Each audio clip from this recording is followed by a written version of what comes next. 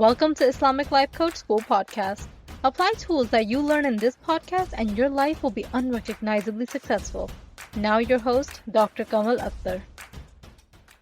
Hello everyone. Peace and blessings be upon all of you. As a professional Muslim woman, we take pride in multitasking, always performing at our best capacity, giving everything in life 100%, all while looking very composed. And we teach our children to do all of that, support our spouses and peers, and ourselves. If you are blessed with security and basic life necessities, food, water, safety, shelter, chances are as a woman you're always trying to do your best at everything. I am yet to meet a woman who says, I'm mediocre. You might have different ambitions than others, but regardless of what that ambition is, a woman's drive is to be high performing. If your ambitions aren't related to career or education, then it could be in spirituality, religion, volunteerism, service. Chances are you are high performing in something. Examine your life closely. You'll find an area of high performance. If you can't identify that area, then it's most likely because you're in mind drama. You are in fight or flight mode, living with chronic stress, reactivity, and attributing it to some circumstance. Basically, you're just in high-performing mind drama. It could be one of any of these circumstances like parents, in-laws, spouse, children, sibling, money, education, career, religion. One of these is the source of your mind drama and you're unable to achieve your highest performance in life because your brain is perceiving threat. And it is recycling that threat over and over again, presenting to you in different ways. This perception of yours, as I teach you at Islamic Life Coach School, is under your control. You don't have to live in a stressful fight and flight mode. Remember, I just said if you have your basic necessities of food, water, and safety, you will be high performing at something. If you're in a war-torn area, living through water and food shortages, your brain's basic function will be delegated to survival. For the most part, there will be little or no room left for high performance, although there are always exceptions to that as well. A 26-year-old Majid Masharwi, a civil engineer in Gaza, created a method to build concrete blocks from rubble and ash. Both of these materials are plenty in Gaza. She has won many awards for this innovation, and as I mentioned earlier, she is the exception to the rule. She did it in suboptimal and most frequently warlike conditions from her high performance and the will of Allah. But what happens for us people in the West? We are living in a fight and flight mode without being in actual danger. The brain will make it look like something's going wrong, and the body responds like there's a war, while it's just an error on the brain's part. It's perceiving threat where there is none. You can disagree with me. You'll say that I don't know what you've been through, but I can tell you that I've seen it time and time again. With my patients, with my clients, the perceived threat seems real long after the actual threat is gone. It is your brain's job to keep showing you as if the threat is ongoing. But this constant threat response is what's keeping you from performing at your best.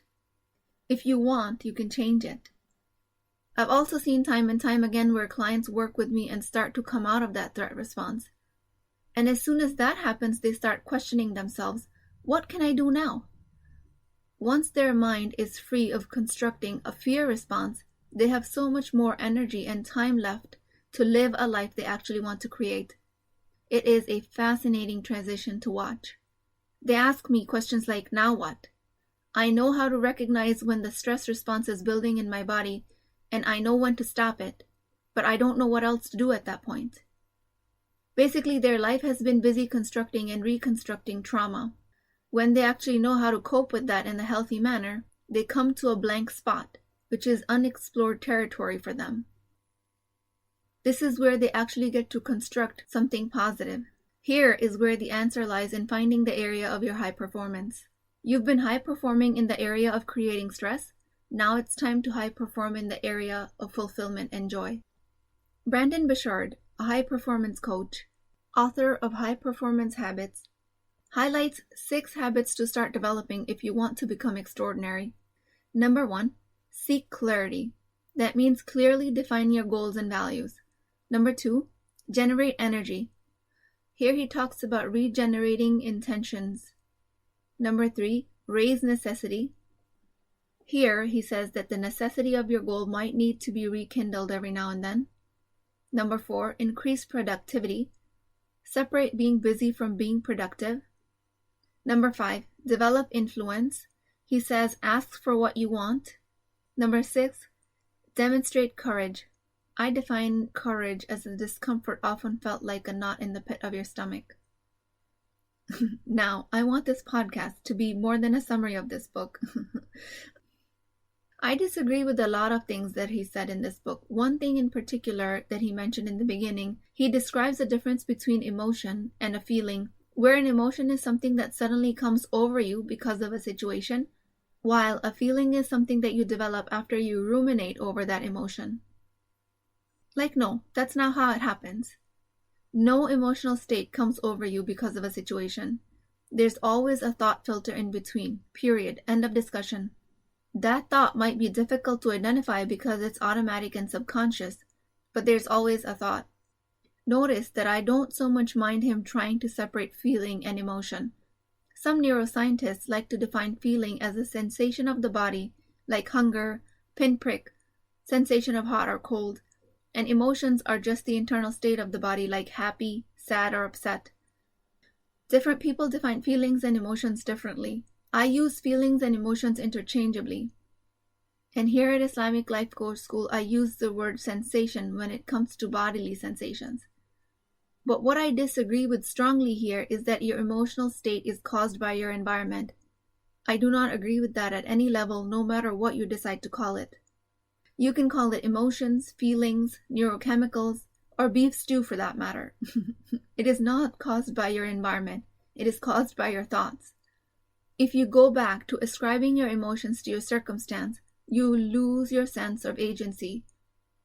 Your brain will be in turmoil and nothing in life is going to make sense. Humans only have agency over their thoughts. As for the rest of the points in the book, I will try to describe them in Islamic Life Coach School terms. These are the action items to refer to once you have come out of the threat response of your brain, and if you're looking to create the life of meaning for yourself. If you're out of the constant stress response that your brain creates, these are the points you should remember. Number 1, find clarity in your goals and values. If currently you are not sure what your goals and values are, transport yourself into the future, at the time of your death. Imagine what regrets will be there at the time, and turn those regrets into goals for the present. Studies have shown time and time again that family is one of the most important priority among terminal patients. Another priority is that they don't want to leave a financial burden on their families. Islam asks us to contemplate our death often. People say this is very morbid. I don't borrow that thought at all. I say it is an excellent idea to think about death and the regrets you might have around it. If you can make those regrets into goals, you can actually avoid them. That is not morbid. That is actually quite revealing. Number 2, generate energy. Repeat your goals and intentions often. This is an ongoing process that has to be done over and over again. Work on generating mental and bodily energy because the journey is what gets you to the goal, and journey is more important here. This process can make you feel tired if you don't regenerate the energy. Every morning, I have an alarm set in my phone that goes off and says, "Avoid deathbed regrets." Every morning, I revisit with new intention, making sure my goals and actions for the day still align with these values. Every morning, I take a few seconds to find my intentions and renew my energy. Number 3, raise necessity. This is basically shifting your reason behind your goals to an external fact, like supporting your family or spouse or community. Necessity is coming from outside of you. If that helps you being a high performer, then borrow it from this source and use it. Islam assigns roles to adults in the community and their family life as a part of the generation of this necessity.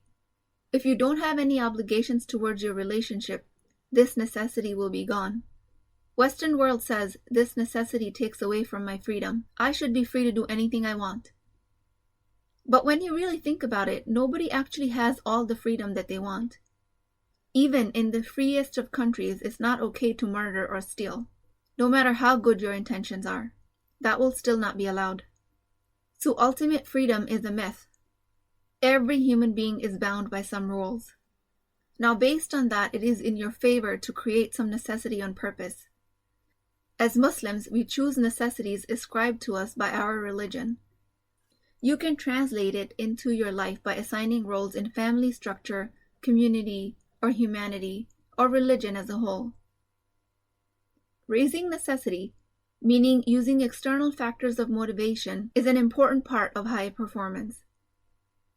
If you have actually created a role in your life out of this necessity, and all of a sudden you find yourself worrying about being bound to that role, I will remind you that that is your lower brain screaming for attention. Everyone is bound by something. No one has ultimate freedom. It is time for you to cultivate your necessity, your external factors, consciously. Number 4, increase productivity. We've said productivity means measuring outputs by results generated, not by the time or effort or money spent on the project. Checking emails seems important and keeps you busy, but if it is a distraction from your goal, it is better to eliminate tasks that keep you busy. Visualize goals fiercely and with clarity, and stick to only that goal. Brendan Burchard describes a term called PQO, prolific quality outputs, which basically says leave the busy work behind and measure outputs with what you have achieved towards your goal. In the Islamic tradition, it is described that Abu Hurairah rahimahullah reported, Prophet peace be upon him said, "Take up good deeds only as much as you are able, for the best deeds are those done regularly even if they are a few." Take repeated actions towards your goals and eliminate distractions. Checking emails, messages, making grocery lists, to-do lists might seem important, but if they are keeping you from being consistent in your goals, you can never be high performing. Eliminate even the good deeds if they are distracting you from maximum productivity in one good deed. That's heavy. I'll let that sink in for a bit.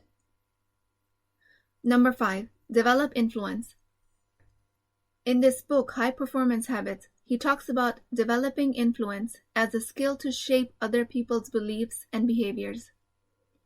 In my previous podcast, number 33, I have described how to exactly do that from a place of respect for yourself and others. He also describes that you have to ask for what you want, otherwise you might never get it. It sounds like a pretty self-explanatory concept, but you would be surprised how many people just never ask out of a fear of rejection. Number 6, demonstrate courage. My kids tell me courage is like having butterflies in their stomach before doing something, and they take actions anyways. That pretty much sums it up if you ask me. If my kids can survive, so can you. Disclaimer here. This is not a green light for you to take uncalculated life-threatening risks because I told you to ignore your butterflies. Having courage in the feeling line means really nothing is impossible. Courage means that there's actually fear underlying, otherwise there would be no need for courage. If you can process that fear and identify that most fears are baseless, courage will come naturally and easily. Now in conclusion, with all of these 6 habits, we have to have belief in Allah. You can embody these habits, but have tawakkul, because no one other than Allah can take you to the finish line. Take the right mind actions, take the right physical actions, but leave the belief in Allah intact. Because then, no matter what the outcome is, it was always supposed to be. I pray that we all find our way into high productivity so we can serve Allah subhanahu wa ta'ala. I pray that I have said enough to give you food for thought. I ask Allah subhanahu wa ta'ala to grant us tawfiq and hikmah, opportunity and wisdom to be high performers in our chosen roles, and to do da'wah with our actions. Ameen ya Rabbal Alameen. I will talk to you guys next time. If you're interested in getting coached by me, I'm offering a very affordable opportunity to do that with Wisdom Wednesdays. This is not a course, not a lecture. This is an opportunity for live coaching, real change with Islamic adab and etiquette. You do not need more information. You actually need a space to create change. At $19.99 a month, which is the price of takeout dinner, you as a Muslim woman will create confidence, intimacy, and connection without shame or fear of judgment, because your privacy is my highest priority. So join at www.islamiclifecoachschool.com. Resources, Wisdom Wednesdays. I'll see you inside, inshallah.